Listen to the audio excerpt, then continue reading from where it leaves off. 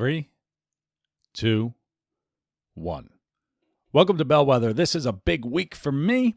This is being recorded and will be posted on the website on Wednesday, September 23rd, right?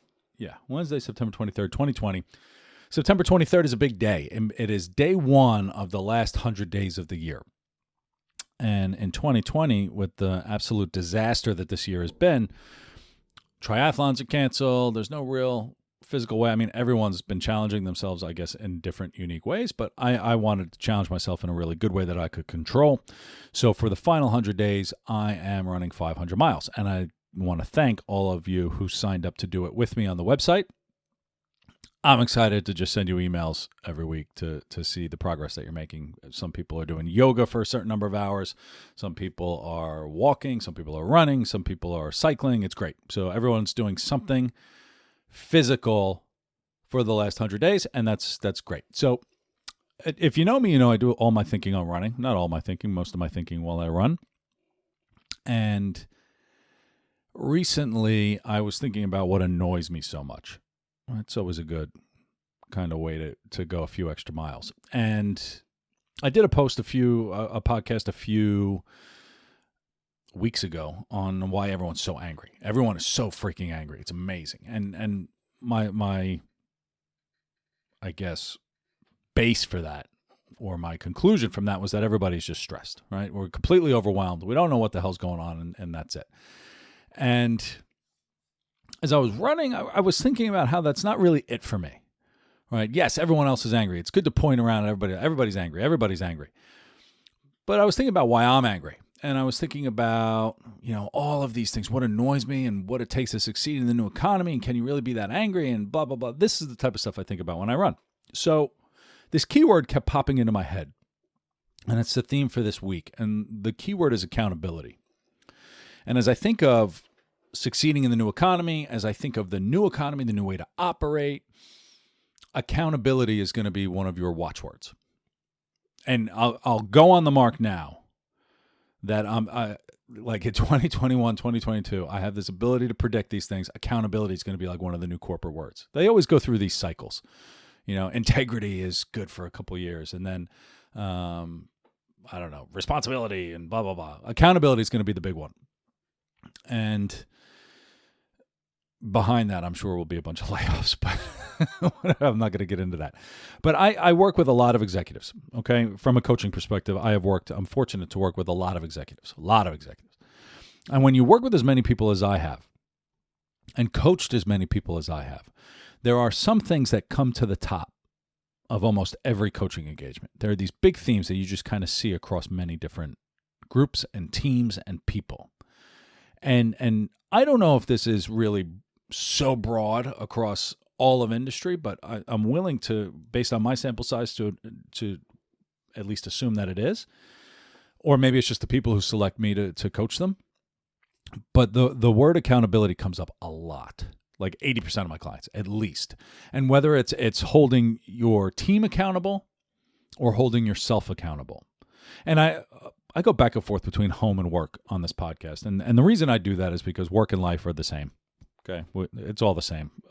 That's the new economy. Welcome to the world. You can talk about balance all you want, but work and life are effectively the same. Now that everyone's working from home in 2020, it's even more evident. But if you don't work, or if you don't work with people, sole entrepreneurs and everyone else, accountability is very important for you anyway. And so this is still good stuff to think about because we need to hold people accountable around us, the people closest to us, to make us the best person that we can be. And we need to hold ourselves accountable for everything that we say we're going to do.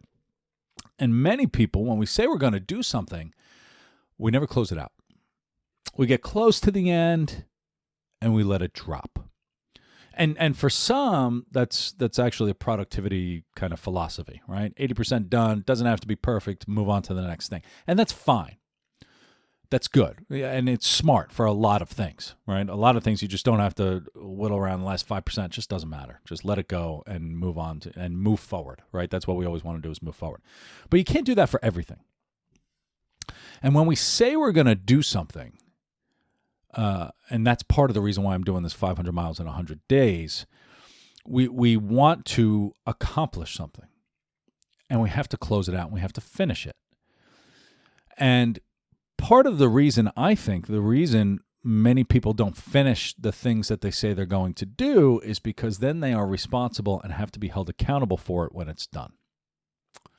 And so we will always find some excuse as to why we can't do something. And I bring these words into a coaching engagement quite a bit. Responsibility, commitment, accountability, all of these are heavy words. These are heavy, heavy words. And to be fair, most people aren't really responsible. You got to pay your bills each month, but that's like it, okay? Like when we talk about the responsibility and accountability stuff, there are different levels and different kind of categories of responsibility and accountability and commitment. And we like to say we're responsible. We like to say we're accountable. But in actuality, we're not. When push comes to shove, what we're really saying is somebody else should do something about that. Okay, not my responsibility. And we like to think that we're better than we are. We give ourselves a lot more credit. And so it's time to put the mirror back on us. We say that we should help people. Oh, if I could help more people, I would do that. And they say, all right, we're going to put a homeless shelter in your neighborhood. You say, well, no, not going to happen. The other side of town is a better spot for that. And so and I think part of the reason stress is off the chain right now is that we're not responsible for anything. We're not finishing anything. We have no accountability. And we then, when we have no control over something, we push all responsibility out to other people, and then we can blame other people for our problems. And I often wonder why this drives me so bananas, and it bothers me so much. And all I've come up with so far is that it's hypocrisy. And hypocrisy is the ultimate negative word for me. It aligns with dishonesty. It's lack of trust. It's all of those things that make you just a bad human being. And I don't think there are worse things you could be called than to be called a hypocrite. And that's why this lack of accountability, saying you're going to do something and then not following through, is, I'm going to be a little harsh, pure definition of a hypocrite. And we give ourselves credit. We get 80% of the way there and we say, well, I meant to do it, but I just, I did my best, and my best is good enough always. But we don't really hold ourselves to a high enough standard, I think, sometimes. And what other people see, you say you're going to do it, and you get 80% of that. Maybe you could have tried harder, but you didn't finish it. What other people see, all they see is that you didn't finish it. Oh, yes, boss, I'm going to get you. I'm going to redesign everything and do all this crazy work. And then when they're waiting for it, you say, well, I did my best, but it's not really done. It's coming. And then we just whip something together and we give it, and it's not good enough. So we do this across everything. And I want you to think, here's why I want you to think about it. Because when you're able to accomplish something, it actually lowers your stress. I like to live a life of no worry. That's ultimately my goal. And I'm going to talk about that in another podcast. But I try to lower, basically my filter is, how do I lower everything so I don't have to worry about it? I just don't want to worry about it. And then I just kind of pivot to something more important. And there is this thing, I'll call it a thing. It's kind of an environment description called VUCA. Many people have heard of it. If you're in corporate, you've totally heard of it, because every management consultant likes to use an acronym, and they use it all the time, but it means volatility, uncertainty, complexity, and ambiguity. Volatility, uncertainty, complexity, ambiguity. And it talks about the environment we're in. And someone came up with it back in like the 80s. It really took fire in the 2008, 2009 financial crisis. And basically, it just tells you that everything is a shit show, and everyone is stressed, right? With all of those things, it's all ambiguous. We don't know the direction we're going in. Everything is volatile. We don't know what the next thing is. It's uncertain. It's very complex. And that basically describes what we're going through right now. Okay? And when we're dealing with stress, and we're dealing with VUCA, the VUCA environment, the way to resolve it is to focus on what you can control. And it's not just focusing on you and your wellness and everything, and I just need to meditate for 30 minutes and everything will be fine. That's not it. That's part of it, but that's not it. We need to have something we can control, and we need to have something that we accomplish. The number one motivator of anybody at work is accomplishment. That's it. Okay? When we feel like we accomplish something, we are ready to do the next thing. That's it. And it is stress relief to rock something. It takes focus. It takes accountability on what you're doing. It's not letting distractions pull you away. And that's when we think about all this environment and everything that we're going through. Focusing on you and not letting anything distract what you're trying to get done, and then you finish it, is so cathartic. And so I'm running 500 miles in 100 days. I'm going to try anyway. I'm going to do my best. This is full-on commitment for 100 days. Maybe it's 5 miles a day. Maybe some days I'll run, 10 miles, 15 miles. I don't know.